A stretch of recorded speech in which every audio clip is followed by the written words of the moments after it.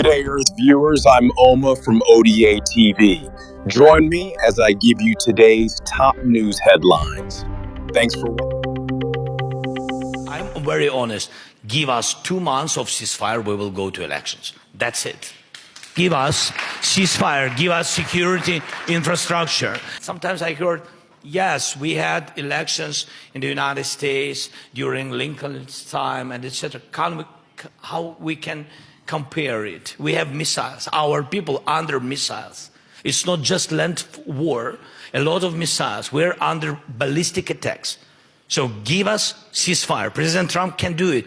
Push Putin, make ceasefire, then our parliament will change the law and we will go to elections. If they need them, if Americans need elections in Ukraine, and if Russians need elections in Ukraine, we are open for this.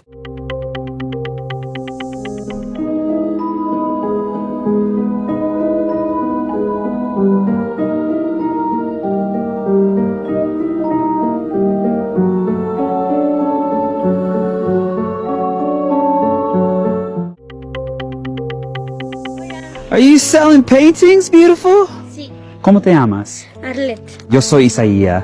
Isaías. Mucho gusto, amiga. Mucho gusto. Oh, and I see your sign, paintings to save my eye from cancer? Sí. I have cancer. Brain cancer. Sí. El cáncer se llevó su vista y te necesitamos dinero para pagarla. Do you have the money to pay for your surgery? And what happens if you don't come up with the money? Pues puedo perder la visión totalmente de este ojo. Entonces sería una niña invidente. No queremos. I have a little surprise for you, okay? I'm gonna ask the entire world to reshare this video, and I wanna give you 20,000 pesos. Thank you. Thank you. Thank you. Ay, no sé qué decir. I got your back. Me estás ayudando mucho. God is in America's court. I mean, they have to prove that they want to have a deal with us. And if there is a sincerity, if we see a sincerity on their part, I'm sure that we will be on a road to have an agreement. We are ready to discuss this and other issues related to our program, provided that they are ready also to talk about the sanctions. Because sanctions, as we call it, illegal sanctions, those sanctions have to be also on the table.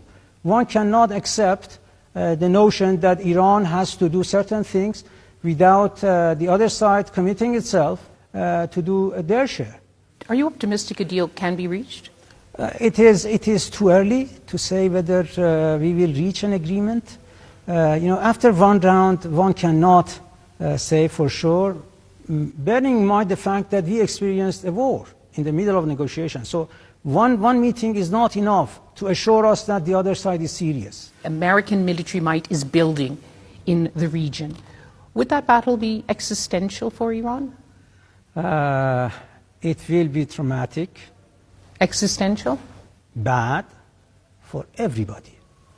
It is not as if that Iran will suffer only. Everybody will suffer, particularly those who have initiated this aggression.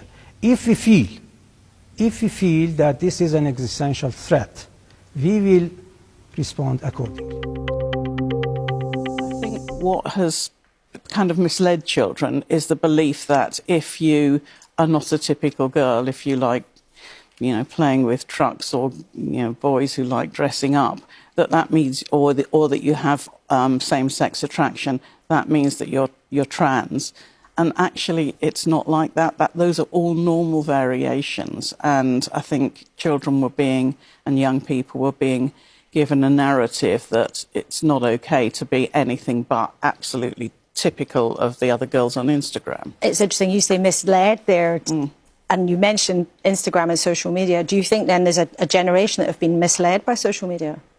I think they have had unrealistic images and expectations on social media, even a lack of realism about what transition would really mean and how hard it would be. Because for those young people who are going to grow up and never be comfortable in their body, a medical transition is the only way they're going to be able to live their life successfully and comfortably. But if that's not the path that you were intended to be on, it's a huge cost to go through, quite intensive medical treatments and sometimes quite brutal surgeries. When actually, if you'd taken more time, that might not have been your path. This social media post likely led to a doctor's arrest. ما پزشکان من و تیم پزشکیم تصمیم گرفتیم در کنار مردم ایران بمونیم. Dr. Yasser Rahmani Rad was detained by the Iranian regime. Sources close to his family have told me he is the latest in a growing list of medical workers who are being hunted by the regime. Their apparent crime, helping injured protesters. کاملا رایگان تمام اقدامات شما رو انجام خواهد داد. امیدوارم که بتونیم به آزادی برسیم و جشن آزادی رو.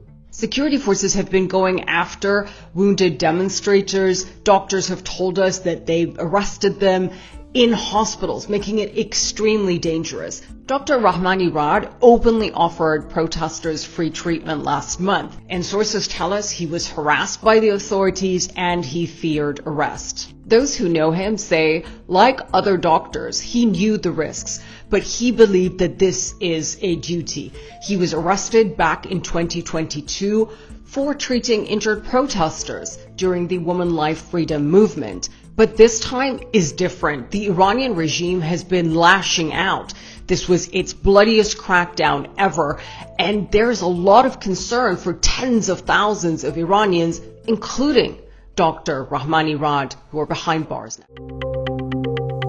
Goldman Sachs chief legal officer Kathy Rumler is resigning after the latest batch of Epstein files sparked weeks of scrutiny about her close relationship with the convicted pedophile financier. The resignation marks one of the most high-profile impacts in the United States tied to the latest release of the Epstein files. Rumler is the top lawyer at the bank and a former White House counsel to President Barack Obama. She announced on Thursday night she would depart the bank on June 30th. CNN's K-File has extensively reported on Rumler's ties to Epstein for the past few months, as the government has released millions of pages of documents related to Epstein. Amid the hundreds of email exchanges between the two reviewed by CNN, they discussed Epstein's legal battles and reputational problems. There are also other more personal communications, including plans for a proposed trip to Epstein Island and gifts he had given her. The files also showed how Rumler advised Epstein on lawsuits brought by his accusers and coordinated responses to journalists, including on a planned ABC News interview with one of Epstein's accusers that never aired. The files revealed numerous references to Rumler aiding Epstein during critical legal and reputational battles following his 2008 conviction for soliciting prostitution from a minor. Rumler at times discussed matters in her personal life with Epstein, expressed gratitude for their friendship, and concluded messages with XO and XOXO.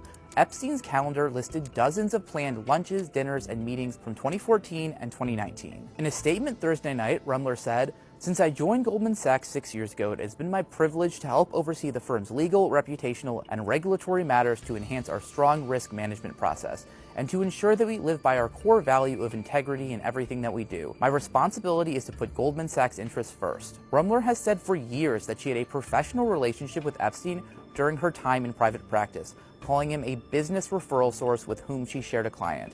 She has said that she didn't represent him or advocate for him to any third party, and that Epstein reached out to her occasionally for informal legal advice.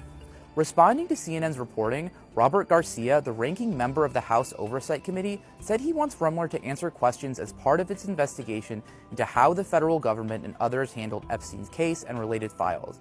A spokesperson for the committee said Rumler's resignation hasn't changed that.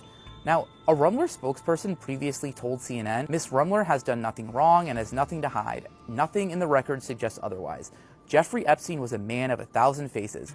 Miss Rumler only saw the one he put on to win people over and gain credibility and acceptance. Her views were shaped by that and his denials of any wrongdoing other than what he pled guilty to years prior. Miss Rumler has been clear and consistent from the outset. She knew him through her work as a criminal defense attorney, shared a client with him, received referrals from him, and was friendly in that professional context. At times, Epstein sought informal advice, and she provided feedback based on her understanding at the time, without any formal involvement. Miss Rumler has deep sympathy for those harmed by Epstein. If she knew then what she knows now, she never would have dealt with him. These 5th graders are printing and assembling 3D prosthetic hands to help other kids in need. Some people need prosthetic hands, but they probably can't afford them, like they're expensive, so that's what we're doing. Computer science teacher Kevin Larrick is leading this project at an elementary school in North Georgia. So many students were interested, he picked 6 based on essays they wrote about why they wanted to help. One of them, Carson, brought his English teacher to tears. She's like, I knew he had a big heart, and he just never really shares that aspect of himself. But he's thrilled to death. He stops in every morning. Hey, is there anything else we can do? Work on the hand. We'll put a wire in here that can help them feel what they're touching. Each hand takes 3 to 5 hours to print, and the materials cost about $50. An organization called Enable, which has chapters in 100 countries, provides the blueprints and connects makers with recipients. This first hand they're working on is for a 10-year-old boy in Alabama. Hopefully we'll be able to connect with our recipient and just one more aspect to show our kids, this is the person that you helped, and they're, so grateful, and you made an impact. I think people should know that kids can make a difference. Thanks for watching. Please subscribe.